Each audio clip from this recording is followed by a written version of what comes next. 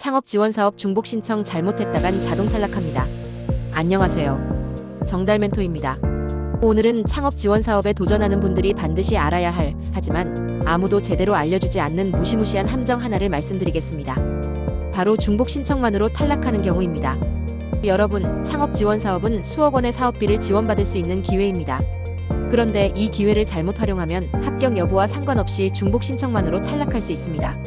다시 말해, 지원서 쓰는 순간부터 실패가 예정될 수도 있다는 겁니다. 보통의 중복 신청, 괜찮습니다.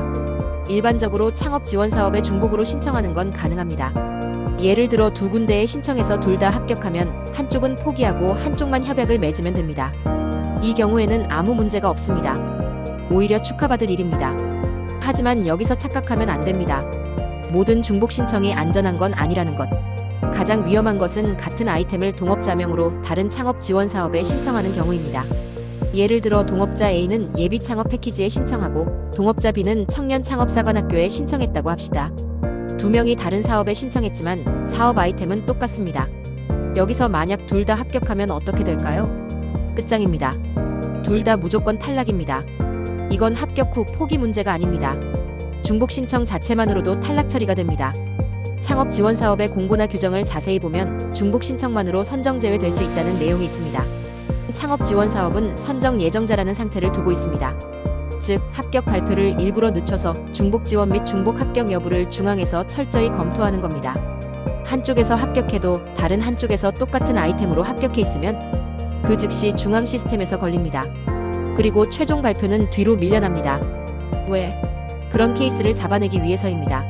선정 포기 공문을 아무리 빨리 보내도 소용없습니다. 중앙 시스템은 일정 기간 동안 선정 예정자로 묶어두고 일괄 처리하기 때문입니다. 즉, 하나 포기한다고 해도 기록은 그대로 남는다는 거죠. 실제로 벌어지는 끔찍한 시나리오가 있습니다. 여러분이 수개월 동안 밤새 사업 계획서 쓰고 멘토링 받고 프레젠테이션 준비해서 겨우겨우 합격했다고 합시다. 그런데 동일 아이템, 다른 이름 중복 신청으로 적발되면 둘 다 탈락. 끝입니다. 절대로 회복되지 않습니다.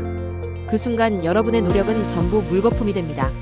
그리고 만약 협약까지 맺고 사업을 진행하다가 중간에 적발된다면 지원받은 사업비 전액 환수, 거기에 불이익까지 따라옵니다. 이게 단순히 운 나쁜 케이스가 아닙니다. 제도적으로 확실하게 걸러내는 시스템이 이미 작동하고 있다는 겁니다. 그러면 어떻게 해야 안전할까요? 방법은 단 하나입니다. 동일한 아이템은 무조건 한 사람의 이름으로만 신청해야 합니다.